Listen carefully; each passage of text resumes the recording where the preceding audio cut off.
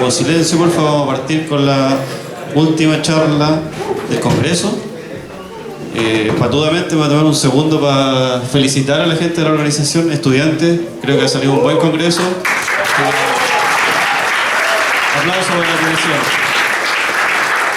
Y para esta última charla tenemos a Chalo González, ingeniero de sonido en vivo, estudio, mastering, ayer nos dijo 600 discos en el cuerpo. Así es que hoy día nos va a presentar una charla sobre la industria musical en Chile. Así que lo dejo con Chalo para esta charla. ¿Qué tal? Sí. ¿Cómo les va? Están muy cansados ya después de todas las charlas que han vivido y todo lo que han corrido. Quería también extender mis felicitaciones al equipo que me han tratado muy bien, estamos muy bien atendidos, se preocupan mucho por nosotros, así que con gusto venimos aquí a darle conocimientos y ayudarlo un poco a entender todo lo que está pasando. Bueno, difusión de la industria musical en Chile. Lo traté yo de abordar en un espectro netamente discográfico, para que entendieran de qué se trata o cómo veo yo en qué fue la industria musical, en qué pasó, qué está pasando y qué es lo que viene. Voy a tratar de ser lo más breve porque tenemos apenas media hora, entonces tenemos que hablar, voy a tener que hablar muy rápido, así que las preguntas las vamos a tener que dejar hacia el final, ¿ok? Bueno, en el conocimiento que yo tengo al menos, la industria de la grabación en Chile partió muy fuerte en la nueva ola. Hablemos de los 60, fue donde en la ¿cómo se llama? En la imitación por los modelos anglosajones, mexicanos, españoles, se inventó acá la necesidad de grabar, sobre todo covers, en los 60. No sé si ustedes se acuerdan del movimiento Nueva Ola, seguramente la mayoría de ustedes ni siquiera había nacido. Les voy a mostrar unos ejemplos para que se imaginen de qué estamos hablando. Por aquí los tengo.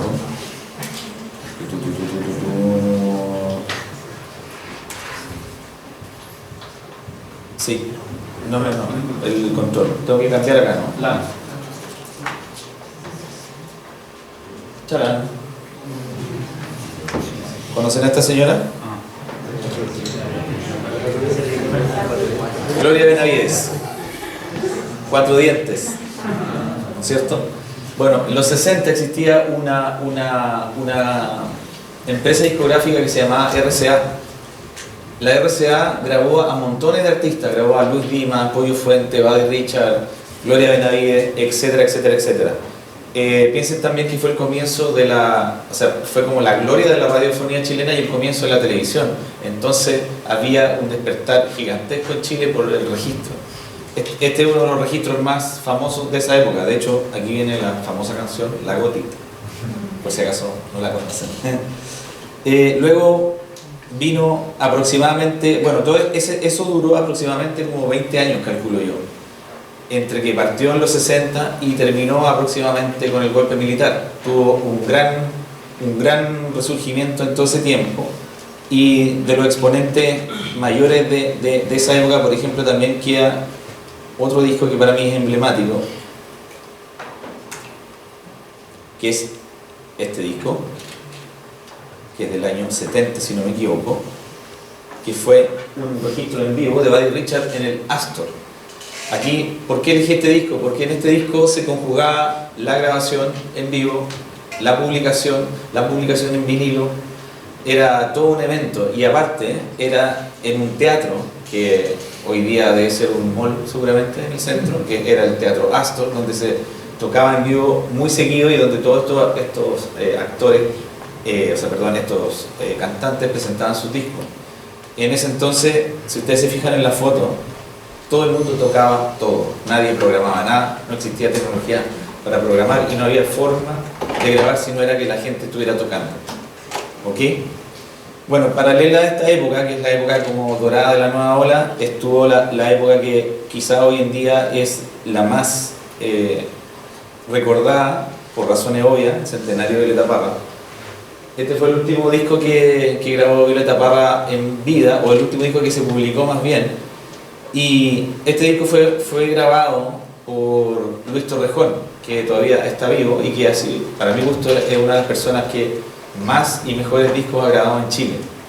Él grabó durante todos los 60 para EMI, RCA, DICAP, Sello 4, etc. Este disco es un disco fundamental, aparte marca el fin de la era de la nueva ola y el comienzo de la nueva canción chilena, que ya se venía gestando un poco antes con algunos exponentes como Payo Grondona, Inti Illimani, Iyapu, etc. También traje ejemplos de inspiración en ese aspecto. Años 70, cantata rock Santa María de Quille, creo que es uno de los grandes discos de la época. Es una cantata que escribió Luis Alvis, que es uno de los compositores más importantes de la música chilena. Él también hizo una obra que se llamaba Canto para una semilla con letras de Violeta Parra, que es una obra maravillosa que toca el Inti Illimani histórico regularmente. No tan seguido porque es difícil sacarla. Aquí me queda un rezagado de la nueva ola. Dirla tatá, dirla tatá. ¿Se acuerdan de ese hit? Bueno, cuando yo era chico sonaba mucho en la radio todavía. Después vino toda una época media mixta. Aquí llamo yo media mixta. Por ejemplo, Manifiesto de Víctor Jara, año 73, disco que obviamente marcó muy fuerte el país por la clara división que todo el mundo sabe. Y además fue el año que mataron a Víctor Jara y que además el gobierno militar desafortunadamente atacó a las distribuidoras nacionales de discos y las cerró. Quemaron los discos, quemaron los libros, quemaron los equipos de grabación, botaron las cintas de Violeta Parra, botaron todo. Y nos dejaron sin industria de grabación nacional. Fue un duro golpe para la cultura, independiente del ambiente político que uno pueda estar de acuerdo o no. Fue un acto total contra la cultura popular del país y contra el patrimonio del país. Lamentablemente tengo que decir esto porque Víctor Jara para mí es uno de los cantantes más importantes de la historia de Chile y si no hubiese sido por ese hecho lo podríamos estar disfrutando hoy en día. Bueno, y los que hicieron, creo yo, el aguante ¿cómo se llama?, en exilio fue Iyapu, por ejemplo, Inti Illimani, ¿cómo se llama?, grupos que tuvieron el infortunio de verse obligados a abandonar el país. En el caso de Inti Illimani no fue así, ellos andaban de gira en Europa y más bien no pudieron volver. Entonces la mayoría de los discos que hicieron, sus mejores discos lo hicieron en el exilio. Y nosotros en Chile cerramos la posibilidad de tener algún tipo de grabación o registro porque obviamente estaba todo supeditado al régimen, ¿ya? Luego de eso, creo yo, año 80 aproximadamente, vino un pequeño guiño hacia una esperanza de nuevos caminos, ¿ya? Y voy a destacar Los Jaivas Todos Juntos, que se grabó creo que en Argentina, porque todavía no se podía grabar en Chile.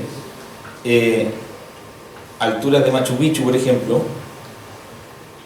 disco emblemático de chileno. Y bueno, la gracia de los Jaivas era un poco también que ellos no fueron exiliados, pero no querían estar acá. Entonces hicieron mucha de su carrera en Canadá, en Europa, en Argentina, en Brasil. Tuvieron muchas influencias culturales, para qué decir Inti Illimani, toda la influencia italiana que hay en su música es muy evidente. Mercado Testacho, por ejemplo, es una canción casi folclórica italiana con zampoñas, con charango, a usanza chilena en el fondo. Luego de eso, de ese mercado de grabación de los 80 que era muy bajo, pero extremadamente bajo, vino un nuevo fenómeno que seguramente ustedes todos lo conocen. A ver si se los describo con una sola imagen, se van a dar cuenta. Los Prisioneros. Creo que es el cambio de paradigma total. Antes de Los Prisioneros había muchas bandas como Aparato Raro, Viena, Aterrizaje Forzoso, que son de acá de Valdivia, Álvaro Scaramelli y su banda Cinema, pero eran bandas que tenían como una especie de línea editorial que se condecía con el régimen y sobre todo con la tele. Salían en Sábado Gigante, salían en el Festival de la Una, y era una música como un poco así inocua para que la juventud tuviera como algo contenta. Y más bien fue una reacción discográfica y de grabación a todo lo de Argentina. Llámese Charly García, Fito Páez, Serú Girán, Spinetta, etc. Todos los grandes próceres argentinos. Soda Stereo, por supuesto. Este disco fue editado en el año 84. Yo tenía 14 años. Y para mí es muy importante este disco porque yo estudiaba en un colegio en Santiago, en Gran Avenida, y la segunda vez que los prisioneros salieron de su colegio a tocar a otro colegio fue a mi colegio, y yo estaba organizando ese festival del colegio.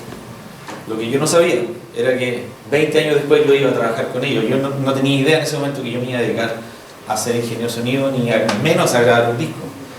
Y tuve la suerte de organizar una tocata de los prisioneros. Y después yo lo hablé con Jorge González y él se acordaba de ese concierto. Se acordaba, para ellos era súper importante porque fue el primer concierto que salieron de su liceo, en el fondo. Paralelo a esto, es súper importante para mí mencionarles que los discos en ese entonces se publicaban en este formato, cassette. Muchos se publicaban en vinilo, por supuesto, pero poca gente quedaba con vinilo, porque ya los equipos de vinilo ya no quedaban discos de vinilo y ya como que nadie quería escucharlo, y el cassette vino a reemplazar. Esta es la carátula original de La Voz de los 80 del Prisionero. Y este es el cassette original que sacó Fusion Records en esa época, que es de propiedad de Carlos Fonseca, que fue el manager de los prisioneros y que es uno de los grandes responsables de que la industria discográfica volviera a tener el auge. ¿Ok? Voy a hacer un pequeño... Aquí, por ejemplo, este es un grupo Aparato Raro, cassette, los 80. Tenía un tema que se llamaba Calibraciones, que es muy bueno, y que lo destaco porque Igor Rodríguez, que es el líder de Aparato Raro, que todavía está sano y salvo, fue la primera persona que yo vi con un computador haciendo música. Yo tuve ¿cómo se llama? La suerte de entrar el año 90 a trabajar en un estudio, y cuando entré estaba él trabajando, y ahí fue donde vi el primer Mac y vi el primer Atari, y él sincronizaba los teclados y tiraba un pitito de la cinta. Tenía toda una tecnología súper así futurista. Yo decía, ponía play en la grabadora y los teclados andaban solos, y todo a través de este computador. Igor Rodríguez, no se olviden de ser, es ingeniero, él es ingeniero civil, era como muy computín, entonces le sacó el rollo a la tecnología desde entonces. ¿Ok? Bueno, luego de eso, hablemos de los 90. Llegaron las discográficas. Voy a hacer un pequeño paréntesis acá y les voy a mostrar quiénes llegaron. EMI, por ejemplo, Voces Sin Fronteras. Si ustedes se fijan, Fernando Hiergo, Óscar Andrade, Julio Cejes, Miguel Castillo, Florcita Motuda, Fernando Hiergo, etc. Eso año 87. Estos eran los arbores de la independencia o de la nueva música chilena. ¿Ok? ¿Y cuáles fueron los sellos? Bueno, yo me informé básicamente gracias a los sellos. Cuando yo salí de la universidad, entré al estudio de grabación, las grabaciones se trataban solamente de como la música, por decirte, de izquierda. Todo se trataba de protesta. No sé si se acuerdan, en los 90 las películas todas eran como de protesta, qué sé yo. Bueno, el sello que yo creo que es un justo responsable de toda esa época es este sello, Alerce. Tenía un eslogan que se llamaba La Otra Música. Alerce publicó Iyapu, publicó Inti Illimani, publicó Los Jaivas, publicó, súper importante, Fiscal Ad Hoc, que eran los lados B de los prisioneros. Publicó La Pose Latina, que fue, de Quirusa, que fue el primer grupo de rap de Chile. Los hermanos Fonsea. Publicó La Pose Latina, publicó el primer disco de Los Tres, publicó Chancho en Piedra, Pedro Mascarlaucha. Bueno, y paralelamente a esto vino una serie de acontecimientos de interés que tiene que ver con los sellos. Aparecieron estos señores, por ejemplo, Warner Music, ¿ya? Universal Music, son como los malos en realidad. EMI, ¿ya? Muy importante EMI. ¿Por qué me detengo en EMI? EMI fue el primer sello que hizo el nuevo rock nacional de los 90. Yo ya llevaba como unos 4 años grabando y vino la EMI y me llamó por teléfono y me dice, mira, acaba de llegar una orden de Capitol EMI Estados Unidos que hay que fomentar la música nacional. Entonces hemos elegido a los siguientes grupos: Pánico, Lucibel, Los Tetas, Tiro de Gracia, Yo Vasconcelos, etcétera, etcétera. Deben haber sido como 8 o 10 grupos más o menos. Yo tuve la suerte de grabar la mitad o más, y además hicimos un concierto en el curso central del Estadio Nacional donde refundamos el rock chileno y pusimos a todas esas bandas en vivo. Fue un gran concierto. Yo me siento súper honrado de haber participado porque tenía poca experiencia y salió todo bien. ¿Okay? Luego de eso, bueno, esta es otra compañía que la nombro porque BMG pasó levemente por Chile, después se fusionó. BMG es responsable de Nicole, por ejemplo, Solar, Gondwana, el primer disco de Gondwana. Entonces teníamos esta gracia que teníamos Alerce por un lado, que tenía como el rock and roll, punk, el hip hop, el de barrio. Teníamos a Sony tratando de tomar fenómenos un poco más transversales, y teníamos a BMG y a Warner haciendo, ¿cómo se llama? Y EMI haciendo como la contraparte, y todos los grupos competían, o sea, pero todos los sellos competían. Entonces los grupos, todos con sellos. Y eso, ¿qué me permitió a mí? Por ejemplo, grabé en Argentina, grabé en Brasil, en Nueva York, en Los Ángeles, conocí Capitol Records, conocí Westlake Audio, estuve a punto de ir a Abbey Road, grabé discos en Argentina, mastericé discos en Brasil con nada. O sea, todas estas personas, todas estas compañías me pagaron mi MBA fuera de Chile, digamos. Y bueno, y los grupos pasaron cosas malas también. Fue tanto lo que invirtieron que, por ejemplo, hacían un disco, se invertían, llamémosle 2 o 3 millones de pesos de hoy o más en un disco, hacían videoclips que cada uno costaba 2 o 3 millones de pesos, que era mucha plata en ese entonces, y ellos le llamaban recording cost, tenían un recording cost altísimo en los discos, lo que significaba que si el disco no vendía, para el grupo era un tremendo problema, porque el grupo le tenía que devolver la plata a los sellos en el caso que no se vendieran. Cosa que nunca sucedió, porque ningún músico tiene plata para devolverle al sello. Es una utopía. Pero pasaron cosas muy raras. Yo grabé, por ejemplo, un disco de Solar, el año 94, los demos, para un disco, en teoría, con BMG al año siguiente. Y resulta que el disco se terminó grabando en Inglaterra, con Barry Sage, que es un ingeniero que ahora vive en Chile y que había trabajado con Rolling Stones, había trabajado con Nicole en España, o sea, tenía un tremendo currículum. Y figuraba este grupo que era como de Independencia de Santiago, fotos en Inglaterra, paseando por Londres, yendo a Abbey Road a comprarse chapitas, etc. Y resulta que el disco no vendió nada. Entonces, obviamente, ese grupo se acabó inmediatamente.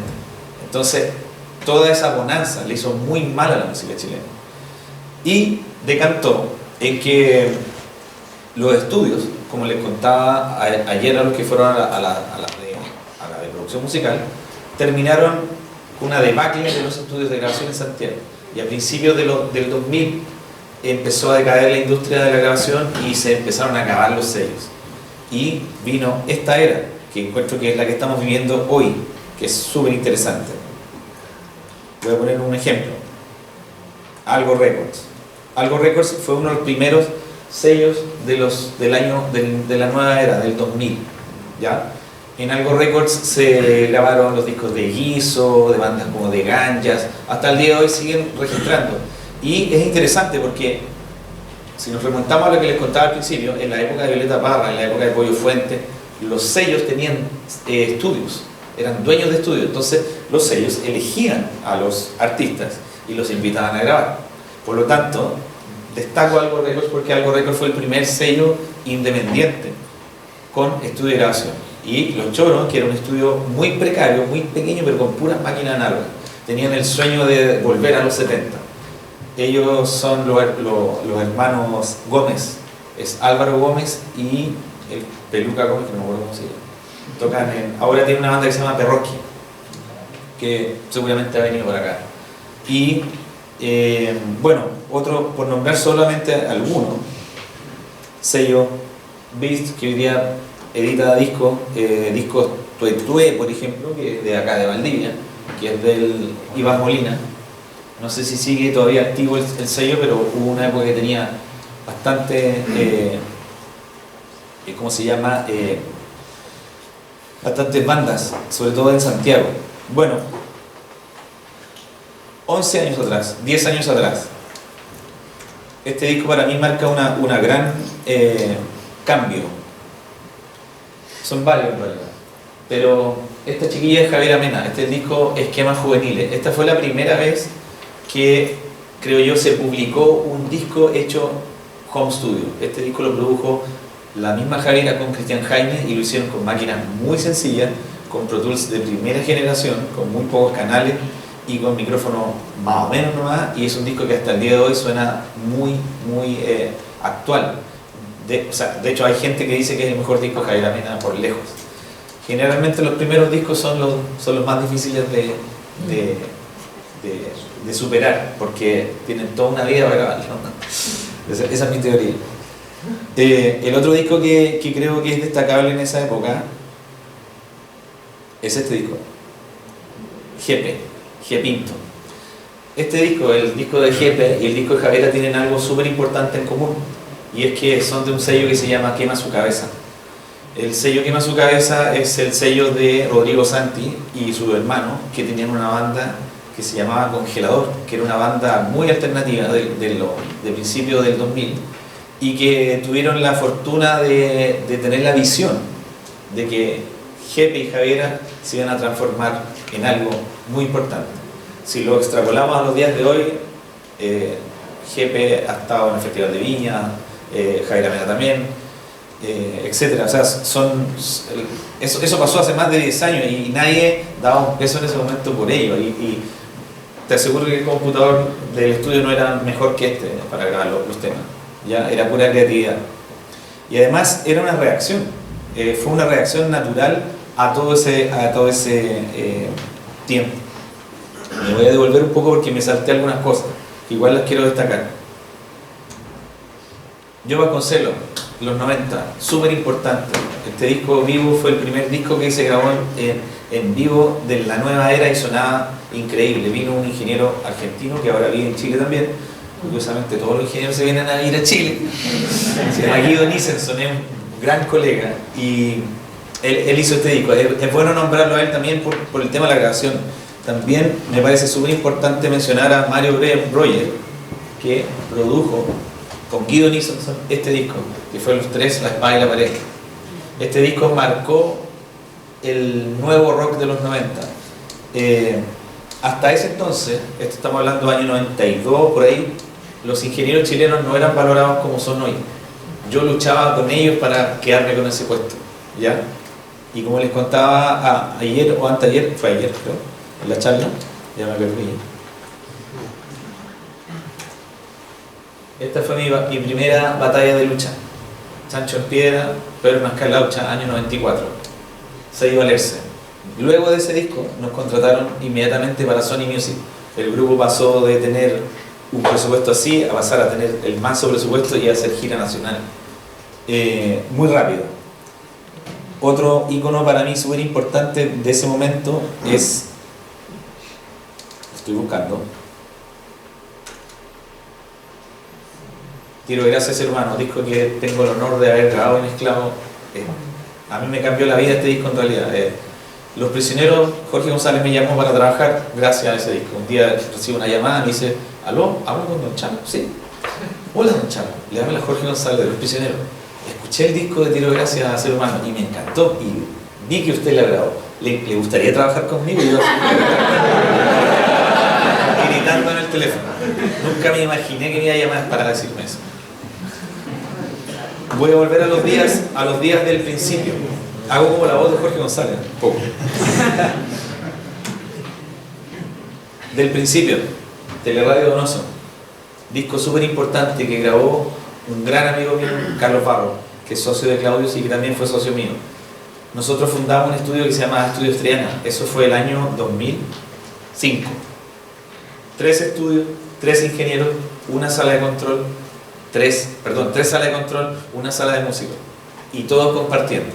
Eso les demuestra, digamos, que la debacle de las compañías y la debacle de los estudios se podía revertir, y este es uno de los mejores ejemplos de que eso fue posible. Otro ejemplo súper importante de esa época, para mi gusto, que marcó también una gran diferencia, Francisca Valenzuela. Francisca Valenzuela, chilena, nacida en Estados Unidos, vino con ideas frescas y revolucionó el mercado del pop. Ya Javier Amena había salido, pero la Fran tuvo un pequeño guiño hacia el rock. Los hermanos Durán, de los Bunkers, produjeron este disco. Y Marcelo Aldunate, que era el director de la radio Rock and Pop por muchos años, tuvo el imaginario de ponerla, apenas escuchó el single lo puso en la radio. Y fue un fenómeno en todo Chile. Yo con Francisca Valenzuela he ido a Australia, a Francia, a España 10 veces, a México 40 veces, a Estados Unidos, y todo Chile así, increíble. Y es una persona, es una emprendedora, ahora tiene un festival, es una gran inspiración para mí, es una gran amiga y es una muy buena persona. Este es el Chile actual, los artistas tienen la visión y acompañan, y nosotros los ingenieros lo registramos. ¿Okay? Bueno, eso un poco hablando de lo que sucede. Voy a hablar un poco de los actores también. Bueno, ¿quiénes fueron los que hicieron esta transformación?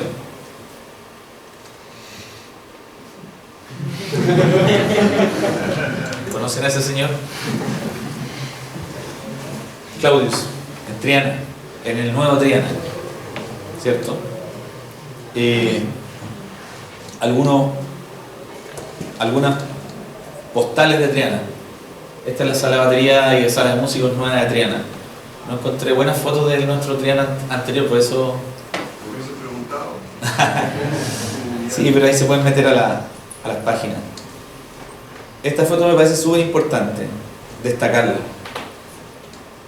Mauricio Caillo, músico, ingeniero, Triana. Paul Infante, músico, no ingeniero, es filósofo, creo. Y graba, mezcla, produce. Jorge Fortuneo, exalumno de esta universidad, hizo la práctica con Claudius, que a su vez hizo la práctica conmigo. O sea, es una aposta lo que estamos haciendo. Carlos Barro, mi gran amigo, gran ingeniero, ha grabado pero montones de discos.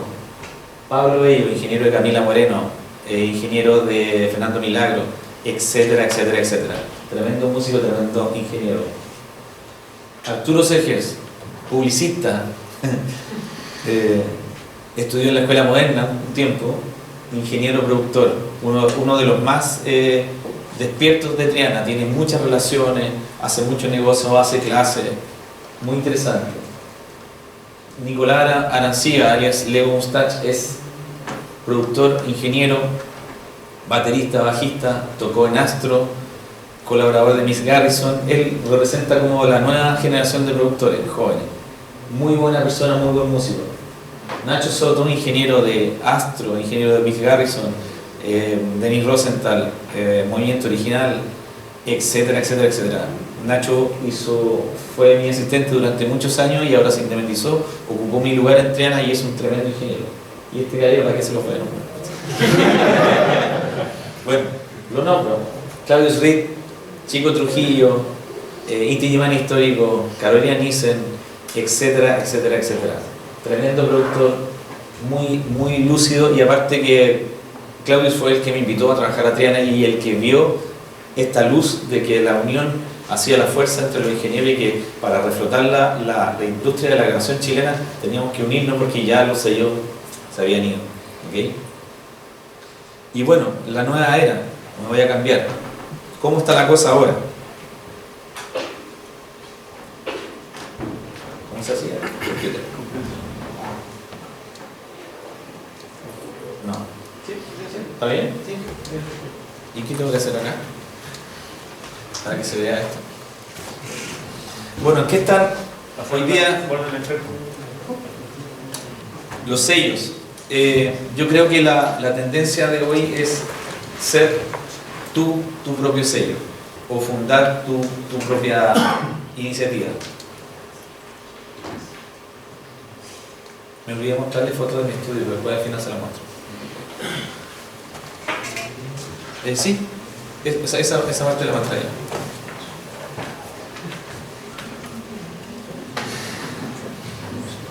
Ahora, igual, curiosamente, bueno, después cuando vuelva acá les voy a, para cerrar les voy a decir lo que está pasando. ¿Qué está pasando hoy? Distribuidoras, Deezer, Google Play, Spotify, iTunes, CD Baby, etcétera, etcétera, etcétera. No sé, Pandora, Tidal, ¿se me queda alguno? ¿Alguien sabe? iTunes, dije iTunes.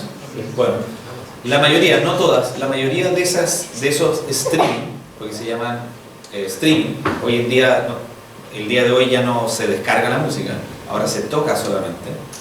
Desde el dispositivo, ese es el nuevo mercado, ¿ya? Pero para que entiendan cómo se hacen, existen estas plataformas que son agregadoras. Las agregadoras hacen tratos con Google Play, Movistar Música, Spotify, me faltó YouTube, SoundCloud, etc. De hecho, ahí me equivoco un poco, porque SoundCloud es una plataforma directa, tú puedes postear, pero ahí no puedes vender tu música, ¿ya? Bueno, Altafonte es una empresa española que distribuye música digital a los streamers, no sé cómo se dice en plural. Es una agregadora. Hoy en día le tienes que dar una tajada a ellos para estar en esas plataformas. iTunes sobre todo y Spotify no hacen negocios directos con nadie, solamente hacen a través de las agregadoras. Y las agregadoras más grandes son The Ochart, que es esta, The Ochart, y Altafonte. Deben haber un par más gringas que yo no conozco. La gracia de Altafonte es que tiene mucho catálogo chileno, muchísimo, y que administra tus derechos, pero cobra un alto costo por hacerlo. Porque, por ejemplo, cuando tus videos se publican en Spotify, o se publican en YouTube, tú como persona natural es imposible que recaudes esos valores. Hoy en día, la música grabada, las regalías de la música grabada se cobran a través de estas agregadoras. Hay una agregadora, una subagregadora más pequeña de Altafonte que se llama Creanauta, que es una agregadora para todos aquellos que no tienen una carrera publicada, porque obviamente si tú vas a Altafonte o Audio Ochart te van a decir, no, porque ustedes son muy poco famosos, ustedes no generan nada, menos de 1000 plays al mes, no interesa. Y esa es la realidad. Entonces, esta agregadora han creado una pequeña plataforma para artistas emergentes.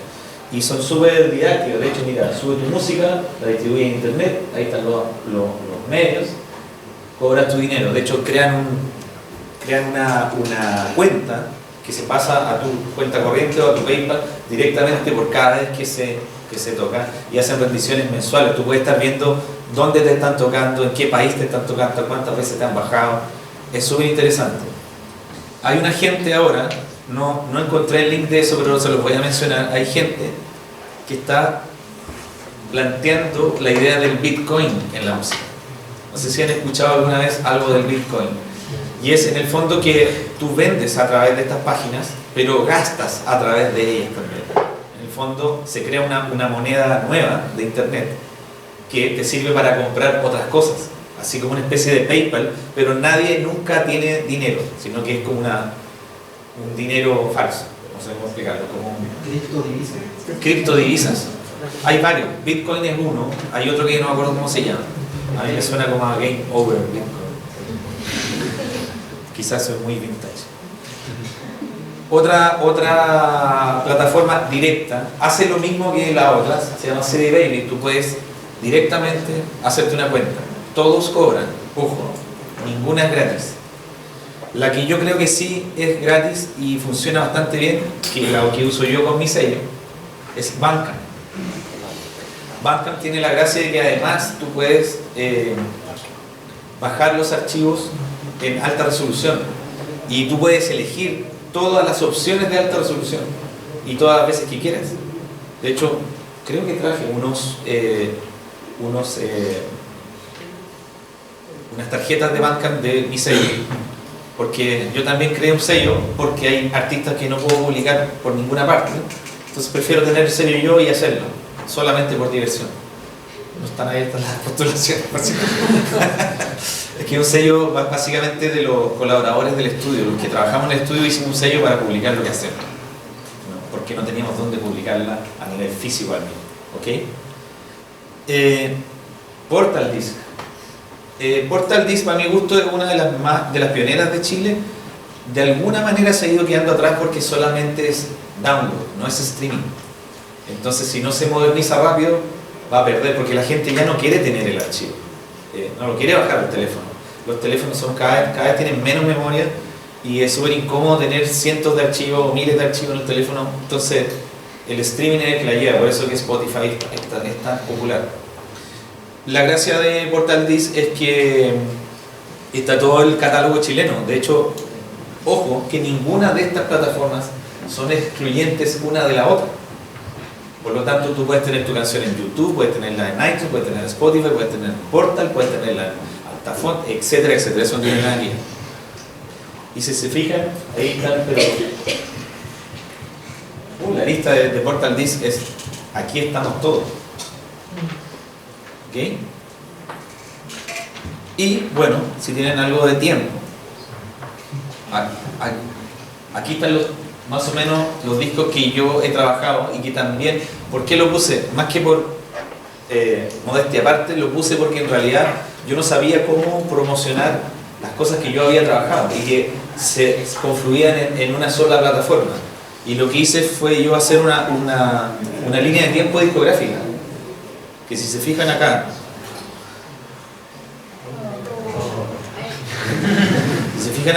parte bien abajo, Chancho en Piedra, marca Chancho, Letra del Lagarto, Tinto Elemento, Chancho 6, bla bla bla. Pero es marca Laucha. Y, por ejemplo, Post Precious, que es una banda extranjera, Olguita Marina, Francisco Victoria. Estos son discos que mastericé la semana pasada y que yo espero hasta que estén publicados para irlos subiendo a la plataforma. A mí me sirve como un currículum, pero también yo posteo y ayudo a promocionar a estos artistas. Y lo entretenido de esto es que tú cliqueas en la página. Ahora esta página la hice con Squarespace, por ejemplo, o algo así. Una página, compré una máscara y la rellené y tengo un acceso súper fácil. Creo que es WordPress.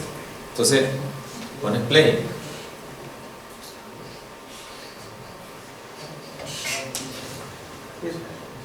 ¿Sí?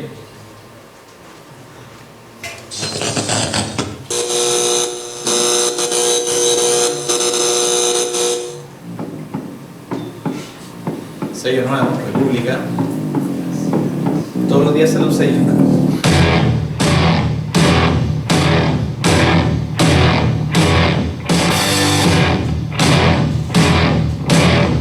Más que mostrarles la música, en el fondo les quiero demostrar que tengo alojado gratuitamente en mi página, sin pagar derechos, todos los trabajos que yo he hecho.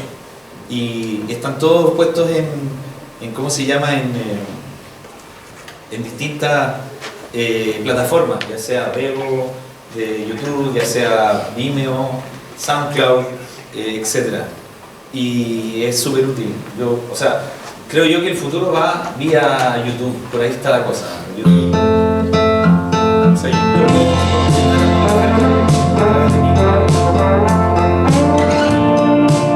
etcétera.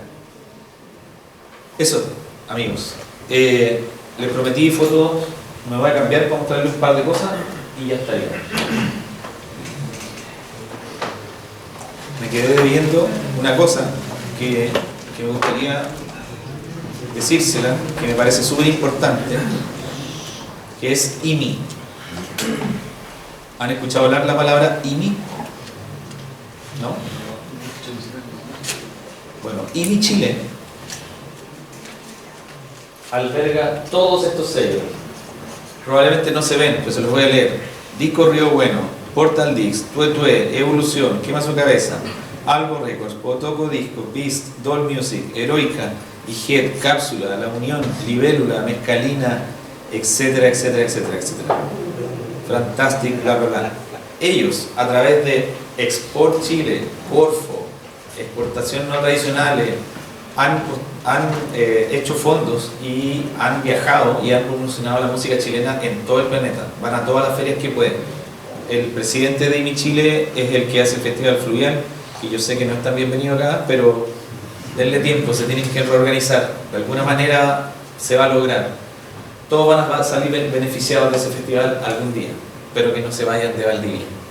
Ya no tendría sentido el nombre Fluvial en todo caso.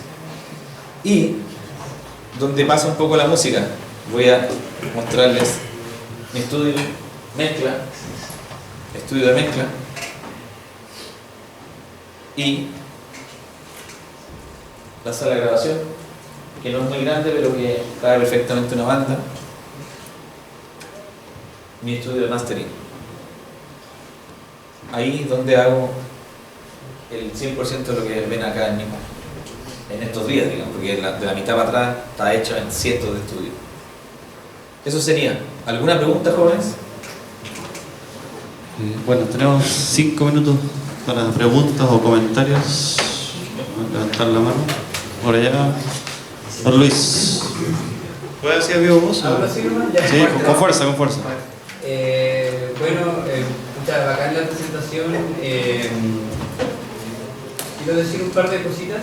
Primero que todo, en el año 2013 hice mi práctica y justo una semanita tuve la fortuna de que en Coquimbo fuiste tú a grabar a la banda de mi jefe en ese tiempo. En Coquimbo, sí, ahí en la casa del... ¿Cómo se llama esa casa? Como... En la Casa de las Artes. Eso. De Coquimbo. De la municipalidad. Y fue bastante bacán porque ahí pude compartir con gente que tenía mucha experiencia. En lo personal a mí me sirvió bastante porque me sirvió después para poder hacer mi trabajo de profesional, que fue el disco de mi banda. Utilicé bastante, digamos, la experiencia que cuando trabajamos en esa semana, y también, bueno, agradecer un poquito al Claudio, que está por ahí, que también, digamos, eso, el hecho de conversar y poder compartir experiencias súper importantes de la gente que estamos empezando.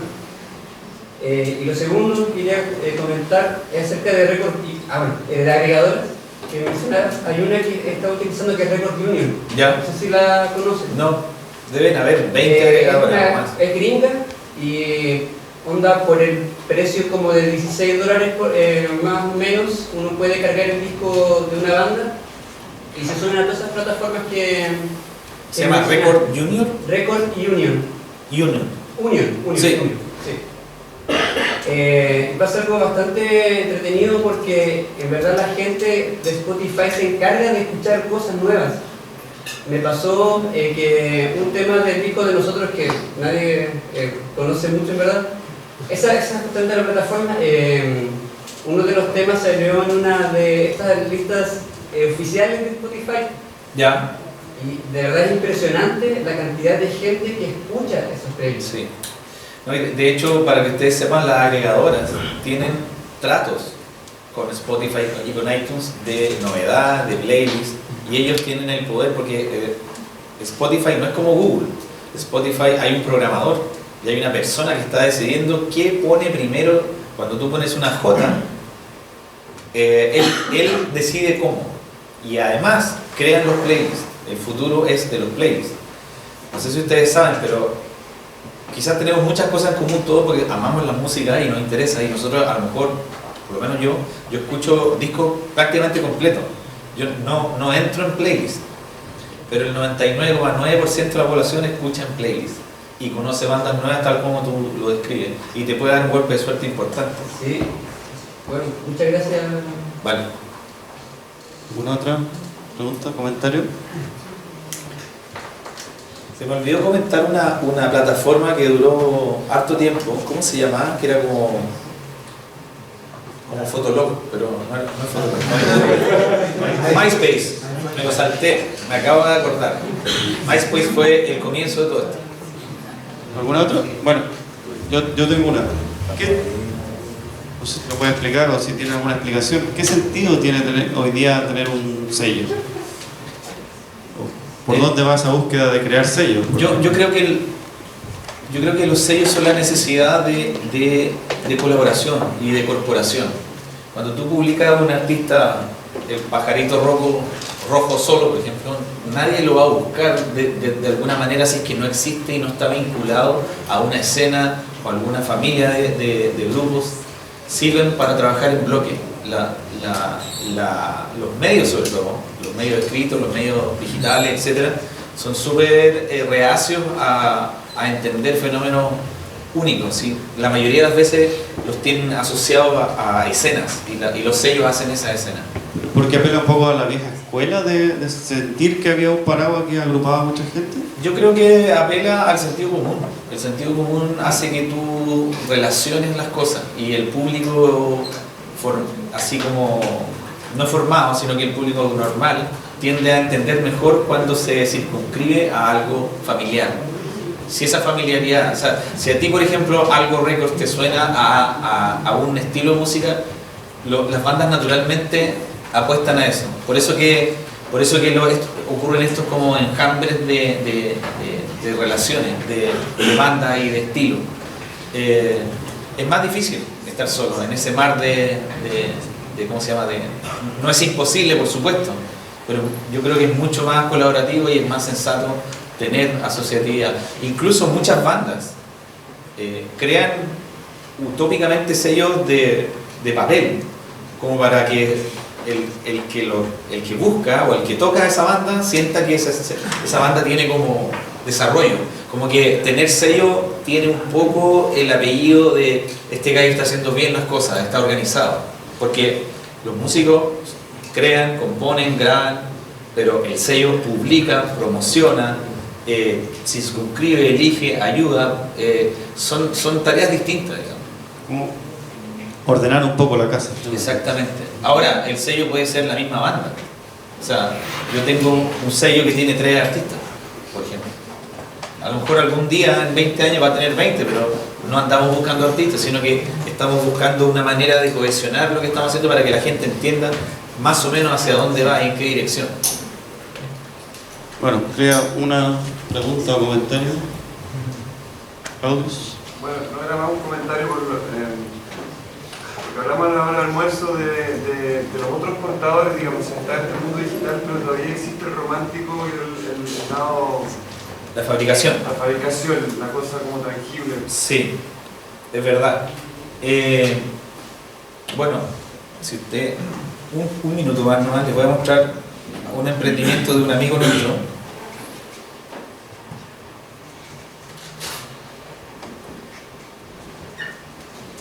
Hay un sello, por ejemplo, que se llama Infinito Audio, que saca solo ediciones en cassette, para que ustedes sepan.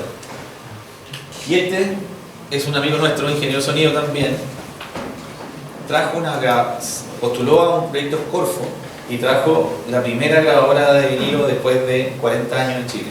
Y está fabricando al día de hoy vinilos toda la semana, está haciendo 500 vinilos a la semana, son etiquetados, guardados, cualquiera puede fabricar con él. Se llama Libre Records porque ellos tienen la misión utópica de reeditar discos que a ellos les gustaría que existieran de nuevo en el mercado. Pero el foco de ellos es como una imprenta, una duplicadora, ellos hacen solo vinilos. Para que vean que no estamos tan locos, digamos. Hay gente, y esta es sustentable, o sea, no es competitiva, funciona, ningún problema, y tiene alta calidad, no tiene nada que envidiarle a ningún vinilo que se fabrique en ninguna parte. Se hace casi todo en Chile. Bueno, creo que acá en Valdivia hay uno que hace cassette también. Sí, claro. Sí, por ahí. Bueno, los no cassettes tengo están súper de moda exactamente hoy en día. La pero sé publicación que- en cassette es lo más taquilla Sí, que hay. varias Sí. bandas metal lo siguen produciendo en cassette. Bueno, creo que por el tiempo damos las gracias.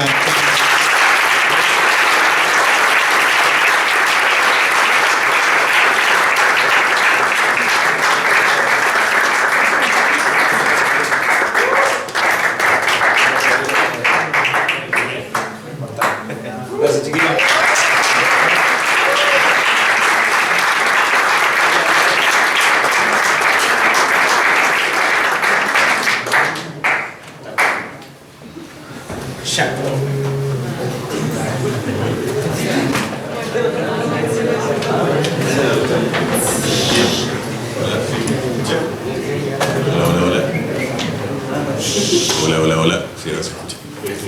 Ahí se escucha.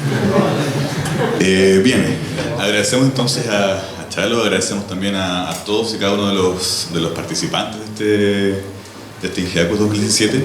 Estamos terminando y bueno, esperamos que este encuentro de acústica y audio profesional haya sido de provecho para todos ustedes, hayan podido compartir experiencias agradables, hayan podido hacer contactos, hayan disfrutado de los coffee breaks, de los cócteles, de los conciertos que se han realizado. Y bien, para dar término a este INGEACUS va a dirigirse a ustedes el estudiante Iván Sea, quien como representante de la organización INGEACUS va a dar unas últimas palabras.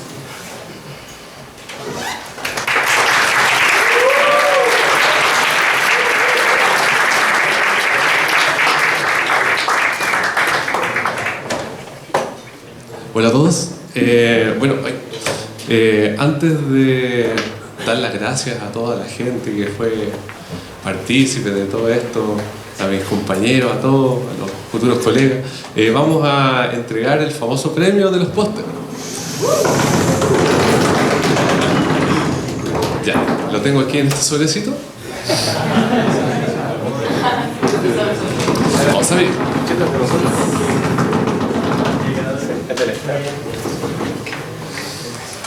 Para el segundo lugar,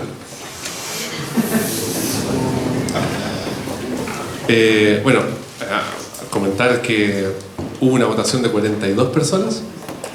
Hubiéramos querido que fueran más, pero bueno, uno sabe que a uno se le quedan las cosas quizás en la casa, a algunos se le quedan los votos. Bueno. Para el segundo lugar, el póster titulado Estudio del comportamiento del poliestireno expandido sometido a ruido impacto, de los autores Alexandra Astudillo, Lucas Grado, Felipe Ramos.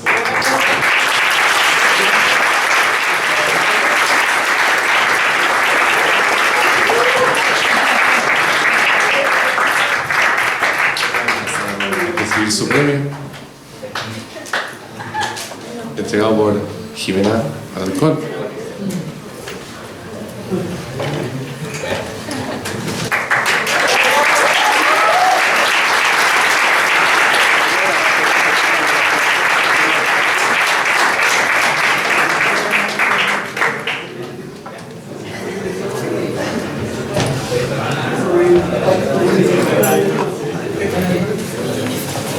Y entonces, para el primer lugar,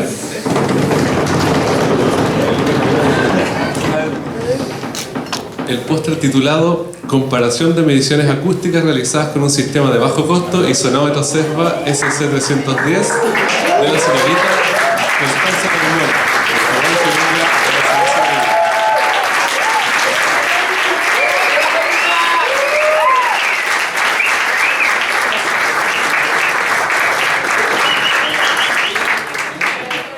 Gracias a todos los que votaron.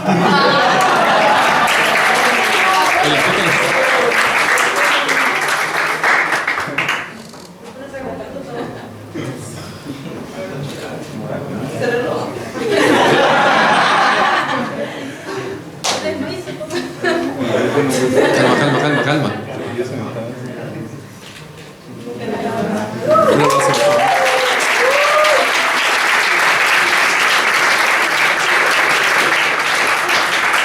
Bueno, entonces...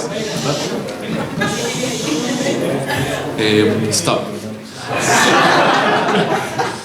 Bueno, entonces llegamos al final de este congreso, pero no el final de la jornada, ni de la semana. Así que acuérdense que mañana... a nombre de la comisión, agradecemos a todos ustedes, invitados, asistentes, profesores, estudiantes, compañeros, futuros colegas, a las empresas, porque esta actividad fue bastante provechosa para nosotros y para todos ustedes.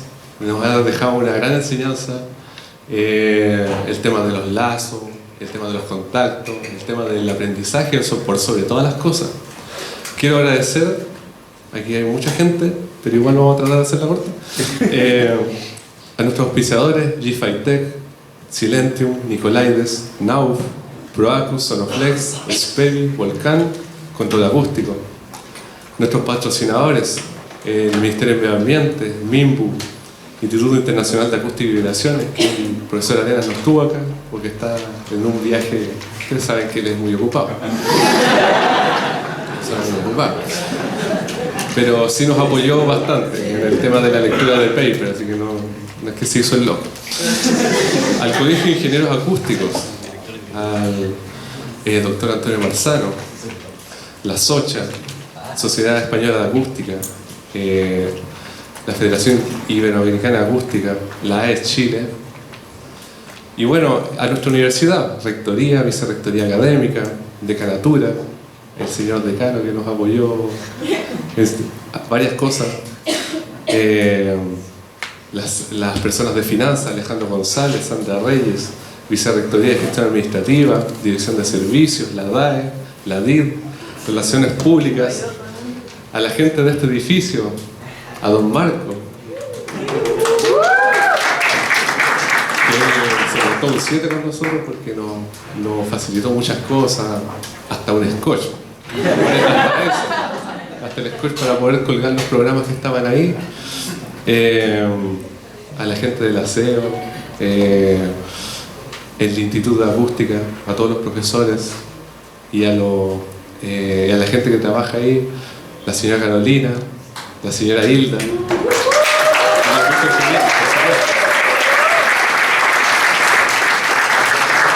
Don Víctor Cumián, un gran hombre.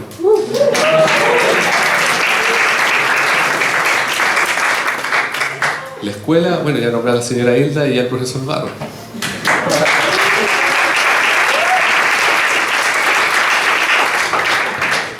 Bueno, obviamente los conferencistas, expositores, ya los dije, los sesionistas, bueno, todos nuestros invitados que de muy buena gana y de muy buena forma quisieron venir, aceptaron venir acá a Valdivia. Bueno, la comisión organizadora y a los ayudantes que estuvieron en la sala, en toda la sala, dando los tiempos, ayudando hasta con el agua, ayudando con el sonido de los chicos, los profesores encargados del audio, que todo funciona súper bien. Y bueno, yo voy a pedir a la comisión organizadora que suba acá, que le dé un fuerte aplauso, y a los ayudantes también que vengan acá a que se les dé un reconocimiento, aunque sea una foto. Un aplauso.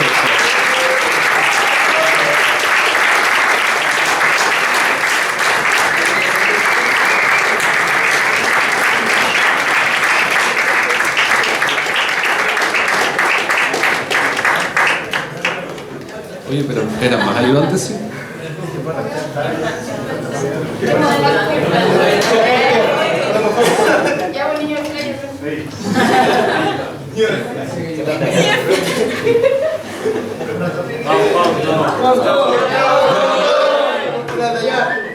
Ya, pues, apúrate,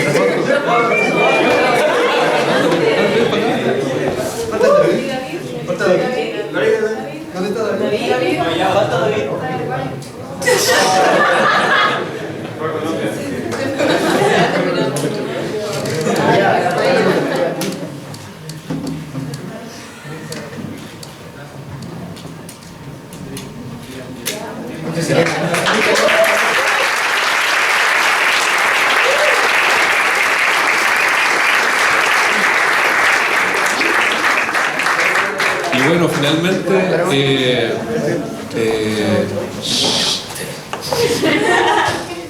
finalmente espero que el IGACU no se va a perder, está en pleno movimiento, esperemos una nueva versión, no sé, espero 2 años más, 3 años más, nos volveremos a encontrar y por supuesto agradecerles a todos ustedes, un aplauso para todos ustedes y bueno, nos veremos ahora aquí en el cóctel. Gracias.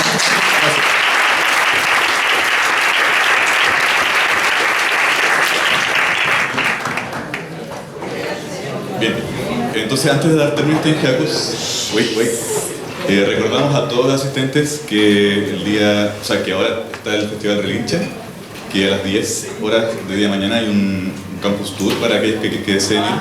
A las 11:30 está la ceremonia de aniversario número 50 de Acústica Watch en el auditorium del edificio 3000. Recordamos que a las 15 horas tenemos el Festival Yanquilandia acá abajo en el 7000. Y bueno, les invitamos a... se me olvidaba, queríamos invitarlos a todos a que pasemos a tomarnos una foto justo acá afuera, en el... ¿cómo? Frontis. Claro, en las escaleras del Frontis. Y después a disfrutar del DJ Franco Potente acá en el corte. Muchas gracias.